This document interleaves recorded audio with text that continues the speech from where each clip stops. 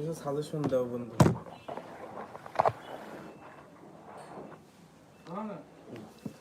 Facebook, ইউটিউবে তুমি যে উদ্যোগটা নিছো খুবই ভালো, এবং তুমি নার্সিং এ পড়ছো, সেই জন্য তোমার চিন্তাধারাটা একরকম ছিল। অনেক শিশুরের সামনের উপর দেখছো অনেক ক্ষয়ক্ষতি হওয়ার। তারপরে আগের বছর তো এমন হয়েছে যে 200 লোক হলো হসপিটালে, মাগুরা হসপিটালে না, ফরিদপুর ইসে মেডিকেল কলেজে ভর্তি ছিল। তো 200-র মধ্যে খুব সম্ভবত ওই 47 জন মতো বেঁচে ফিরে আসছে।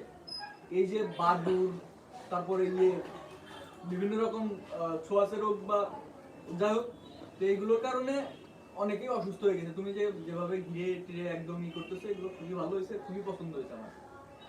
এবং তোমার আরেকটা জিনিস বেশি ভালো লাগছে, বাংলাদেশে এখন অধিকাংশ লোকই মনে করো যে চিনি কিনে ভাজাল টাজাল দিয়ে একটা সিস্টেম করে। তো তোমার কাছে যেটা নিয়েছিলাম খুবই মর্মান্তিক গ্রাম, প্লাস আম্মু বলেছে যে ওর কাছে